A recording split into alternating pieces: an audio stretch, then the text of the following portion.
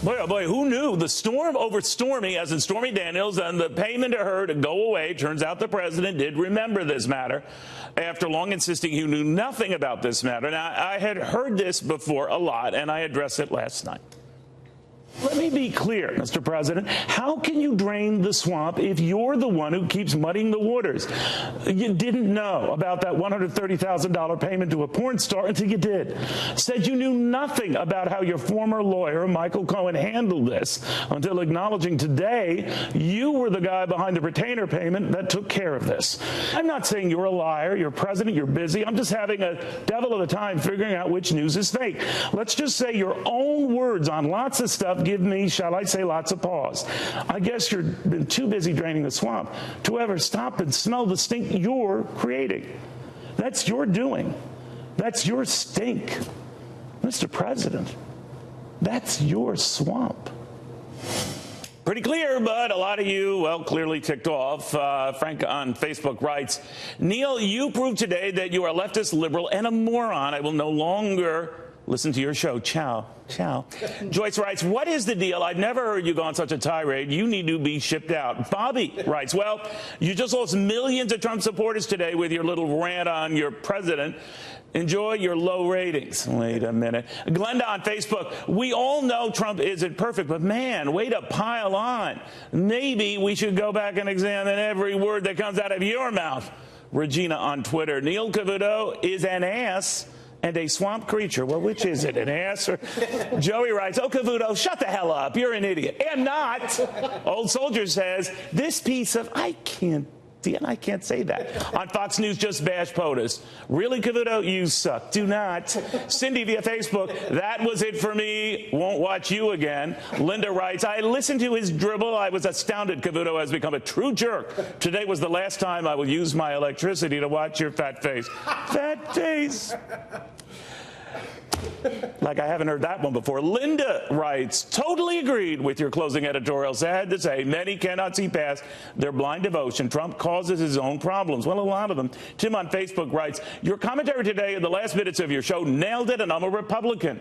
Felice says, just watch you totally trash POTUS. Won't watch you again. Scott writes, boycott Fox News until Neil Cavuto is terminated. Hey, wait a minute. That means fired. Julie, shut up, Neil. No, you shut up. Barb on Facebook, you are 100% correct. I love your commentary, and I love you. Greg via Twitter, Cavuto is part of the rhino establishment. Always has been and always will be. Karen emails, acts like a rhino, looks like a rhino, talks like a rhino. Fire the fat fool now. How dare you call me fat, Karen? Anyway, didn't you know the camera adds 20 pounds? Ask any rhino. Yeah, if a rhino could talk, and by the way, it's not rhino like the animal, it's rhino, R-I-N-O, as in Republican in name only. Fat chance. You knew that one. See how I blended that? Vanessa in New Paltz, New York. I felt so bad for you when you returned from open heart surgery.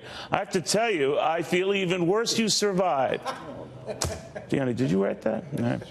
Ken via SB. Oh, yeah. It's not terrible. If you think you could fall back on your multiple sclerosis and other medical issues to win my sympathy, think again, you chubby fact challenge chump. Fox might keep you out of pity. I do not, and I will not. Click. Jeez. All right, Ken, I'm putting you down as a maybe on me, but I think I could win you over. Tweeter in Iowa. And all this hate because you've never gotten an interview with Donald Trump. Wow, what a vindictive, hateful, cannot say that word. Ditto Shane via Twitter.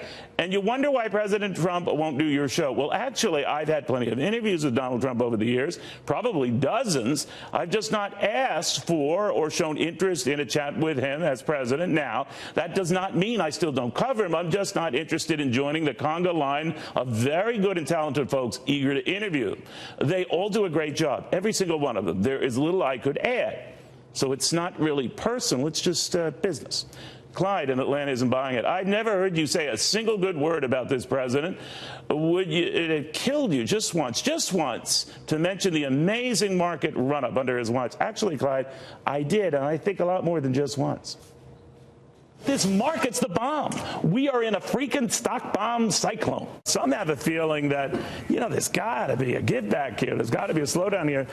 We don't see it. A lot of what the run we've seen is based on, lower regulations, a more positive environment. Another milestone on the Dow today, 25,000 now. For the markets, it has been an historic run. And a lot of these guys might not be big personal fans of Donald Trump, but they sure as heck are big fans of what Donald Trump is cooking up. Big tax cuts.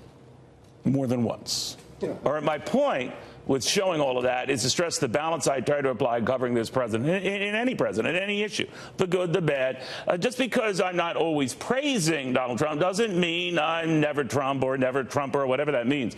Kimmy via Comcast thinks otherwise. You're the fake news never Trumper the president likes to warn us all about, and you're fat too. Okay. Always the fat thing. I move on. Anyway, fake news works both ways, Kimmy. So does consistency. Every fact I presented last night was real. Every comment I used from the president was his, not my words, his words, word for word, not my tweets, his tweet. Nothing was fake. Everything I shared was real, no matter. Billy Bob emails, you're a smug, pompous windbag. I hope that you croak on that pork chop tonight. Wait a minute. How did you know I'm having pork chops tonight, honey? Toby in New York City. Generally, I find you hateful, condescending, and an annoying dead ringer for the kid I used to routinely beat up in middle school. But I'm drawn to you for some reason. Last night might have proved why. Good job, Beefcakes. Beefcakes? And by the way, is that you? Anyway, Sheila via Twitter. This is what's called fair and balanced. Ingrid writes, I loved it. Right on, Cavuto. Angela tweets, I'll start watching you, Neil. Keep reporting the truth. Bob writes, Neil, I hate to say it, but you are spot on. Someone needs to tell the president that having a great agenda and results are negated by bizarre, childish behavior. It is time for him to grow up and to think about what he says. Now, I'm not here to provide lessons, just facts. Just like I've always said, words matter, and yes, tweets matter. I won't lecture you about eating a salad, for obvious reasons. All I'm saying is the president should be very careful calling anyone else being fake. So I'll try to keep it real. So I hope you have a real good weekend. And think twice about very nasty names on the fat thing, because I'm kind of vulnerable. Good night.